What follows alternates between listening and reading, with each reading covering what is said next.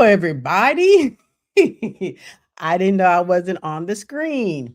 I haven't been on StreamYard in quite some time.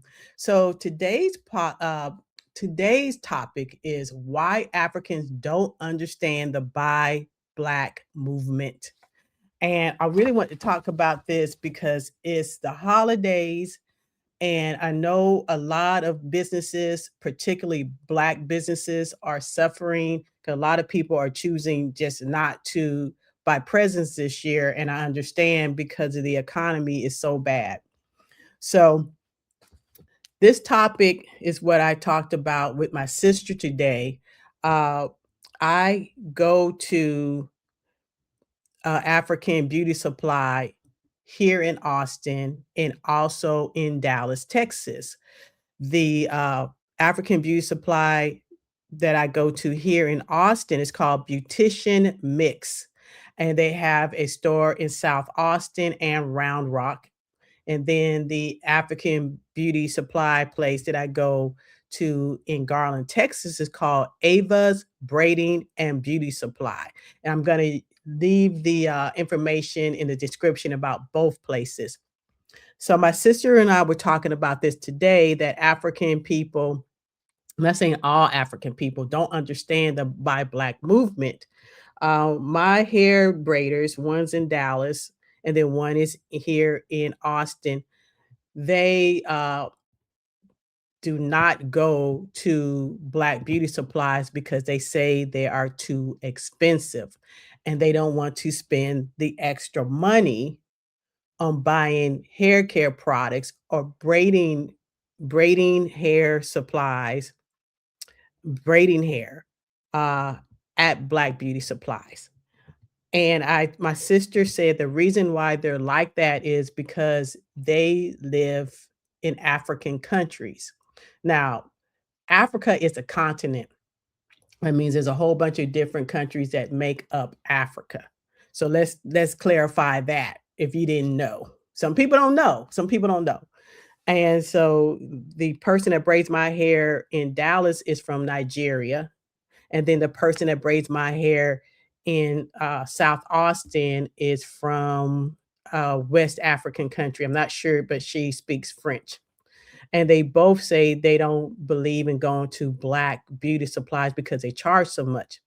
And uh, they don't realize the reason why they charge more for the same product that you will find in an Asian supply is because it's just them as individuals buying stock. And you also have to go to Dubai most of the time to get most of your braid hair. And so the Asians, they get together as a group and they buy up a whole bunch of beauty supplies. They study us. Asian people study our spending habits, particularly in the hair care community. They study us.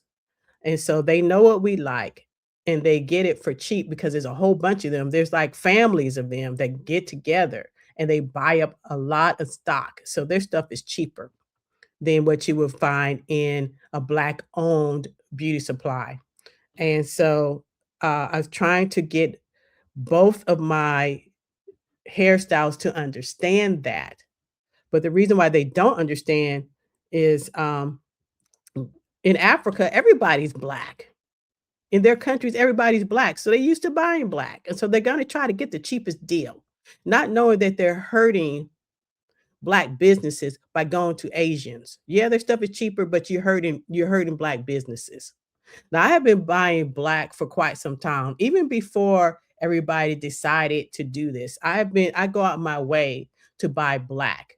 I buy my hair primarily, not all the time. Even if I shop on Amazon, which I haven't been doing in a while, I make sure the product comes from a Black supplier, or so they say. So they say. They could be lying, but so they say it comes from a Black supplier. And because I know the importance of buying Black, being a Black American, I know that there are systems in place to stop us from having money, to stop us from having our businesses succeed. My sister and her husband own a printing supply company. They sell copiers and, the different inks, and when my sister tried to get a business loan, they wouldn't give it to her, even though they had collateral. They would not give the loan to her. So after they saw that my sister's business was actually making a lot of money, here they come. Here's a loan, but by then she didn't need it. Same thing with my friend in Killeen, Texas. She had a business, beauty supply company. She's African, and she owned a lot of property. She owned a shopping center, and she owned homes, and she owned a house in, various countries. She owned a house in Liberia. So she had the collateral, and they would not give her the money for her beauty supply. So what she ended up doing was working the beauty supply and working, another job, and then she didn't need their money, and then here they come trying to give her money, but the Asian people who were right next to her and who was always checking out her business, they owned a nail supply, who they were always coming to her store to see how much she was selling stuff because they were gonna try to do the same thing she was doing. That they were able to go to the bank and get a big loan. So the banks will give to, Asians over Black people. I don't know why. I guess they think they're a better risk, even though my sister had collateral, had owned different things, and my friend in Killeen owned a damn shopping center, but they would not loan give her a loan. So there are systems in place to stop us, and they always have been. Look at Black Wall Street.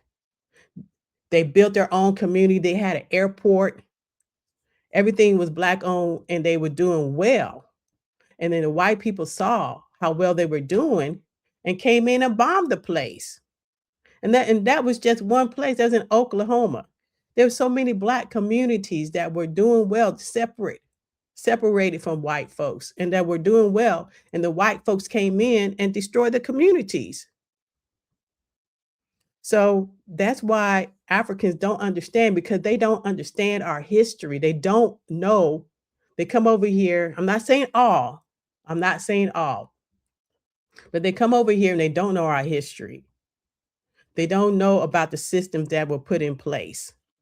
My sister's husband is Nigerian. Her and his cousin came over from Nigeria, and we were trying to tell her, we were trying to talk to her about slavery. She didn't believe us. She didn't believe us. We were trying to tell her about how things are not equal for us. And she was like, "Oh, that's not true. That's not, that doesn't happen. That doesn't happen." So they're coming over here and they don't understand us. And that's why they don't know or believe in the Buy Black movement. So I want to encourage my melanated brothers and sisters out there. If you are spending money, try to spend it with your own people. When I go to the farmers market, I go to Black owned booths. I buy my produce from them. And then if I don't see something that I want from a Black vendor, then I'll go to a Hispanic vendor, because they're catching it just like us. Spanish people are catching it the same way we are catching it. So I try to make sure I spend my money with the melanated people. And then there are sites that you can go on if you are shopping online. Buyblack.org.